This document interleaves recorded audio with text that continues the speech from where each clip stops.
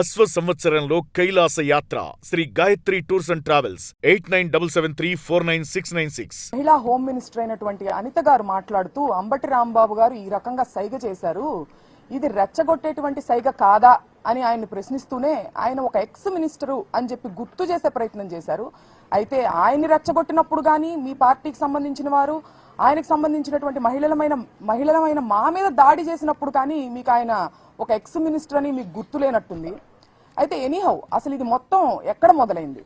ఇది మొత్తం వెంకటేశ్వర స్వామి వారిని మీరు ఇవాళ ఒక వైసీపీకి సంబంధించినటువంటి రాజకీయ నాయకుడిగా చూస్తూ ఆయన మీద పోస్టర్లు వేసి దుష్ప్రచారం చేస్తూ ఆయనకి దుస్థితి కల్పించారు.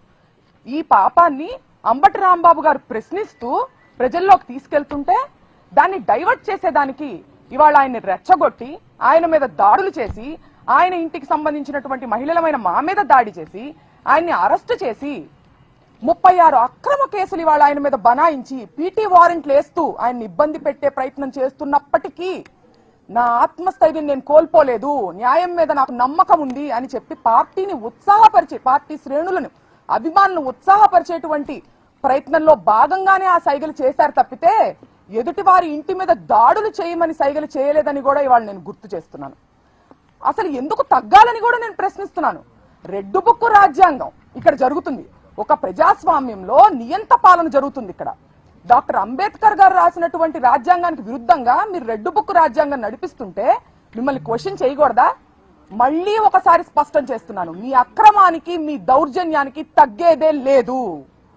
అలాగే నాకు ఒక అనుమానం ఉందండి అనిత గారు, మీరు అసలు అన్నది అంబటి రాంబాబు గారినా లేకపోతే పరోక్షంగా లోకేష్ గారిని ఏమన్నా అన్నారా? ఎందుకంటే గతంలో ఆయన కూడా అలాంటి సైకిల్ చేయడం జరిగింది. మిమ్మల్ని తిరుపతి లడ్డూ విషయంలో అబద్ధాలు చెప్పమని ఏమన్నా ప్రెషర్ చేస్తుంటే ఆ ఫ్రస్ట్రేషన్ ని పరోక్షంగా మీరు ఆయన మీద చూపించినట్టు కూడా నాకు అనుమానం కలుగుతుంది.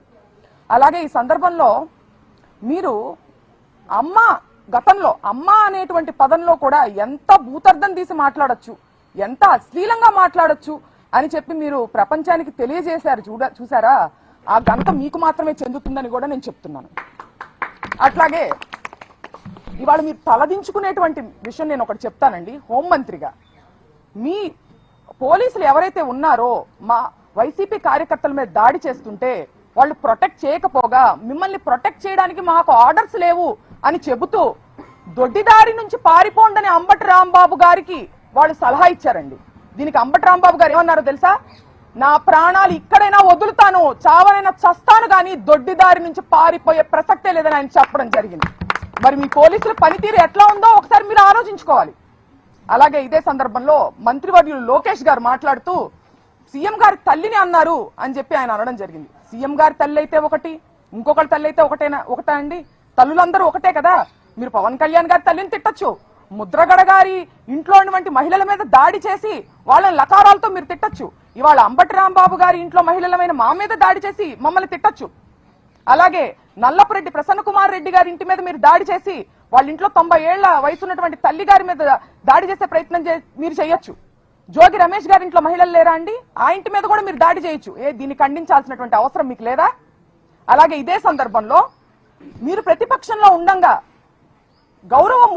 అప్పటి గౌరవ ముఖ్యమంత్రి జగన్మోహన్ రెడ్డి గారి మీద మీరు లండన్ కి వెళ్లారు అనే ప్రస్తావనతో మీరు ఎట్లాంటి అశ్లీల వ్యాఖ్యలు చేశారో మీరు ఒకసారి గుర్తు చేసుకుని ఆత్మవిమర్శ చేసుకోవాల్సిన అవసరం ఉందని కూడా ఈ సందర్భంగా నేను లోకేష్ గారికి తెలియజేస్తున్నాను.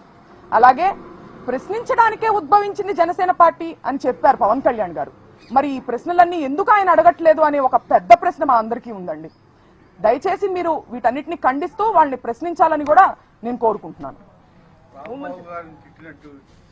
ఎవిడెన్స్ ఏమన్నా లేడీ దగ్గర మాకు ఇస్తే మేము చర్యలు తీసుకుంటామని సభలో హోంమంత్రి చెప్తున్నారు.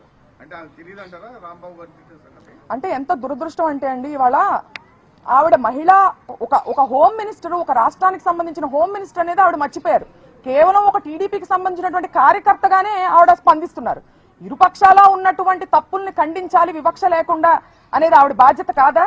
ఇటు పక్కన వాళ్ళ గ్రంథాలయం చైర్మన్ వందన గారు చేసినటువంటి వ్యాఖ్యలు ఆవిడకి చేరలేదా? అవి రెచ్చగొట్టేటివి కాదా? గల్లా మాధవి గారు తరువాత రోజు దాడి జరిగి అరెస్టు జరిగిన తరువాత రోజు కూడా ప్రత్యక్ష ప్రసారంలో కూర్చుని ఆవిడ మమ్మల్ని బెదిరిస్తూ రెచ్చగొట్టేటువంటి వ్యాఖ్యలు ఖండించాల్సినటువంటి బాధ్యత హోమ్ మినిస్టర్ గా ఆవిడకి లేదా అని సందర్భంగా నేను ప్రశ్నిస్తున్నాను. ఫిర్యాదు ఇచ్చారు దాదాపు 25 మంది మీద. ఎంతమంది మీద అరెస్ట్ చేసి ఉంటారు, ఎంతమంది మీద కేసు ఎఫ్ఐఆర్ రిజిస్టర్ చేసి ఉంటారు? హోంమంత్రి మీరు ఏమైనా ప్రశ్నించారు? ఏమండి, దాడి చేసినటువంటి వాళ్ళని అదే మాటలు మాట్లాడి రెచ్చగొట్టినటువంటి వాళ్ళ మీదేమో స్టేషన్ బెయిల్ ఇచ్చి పంపించేశారు. ఈయనేమో దాడి విక్టిమ్ నేమో తీసుకెళ్లి సెంట్రల్ జైల్లో పెట్టడం జరిగింది. ఎటువంటి యాక్షన్ తీసుకున్నారో మీరు చూడొచ్చు కదా, అక్కడ తెలుస్తుంది కదా.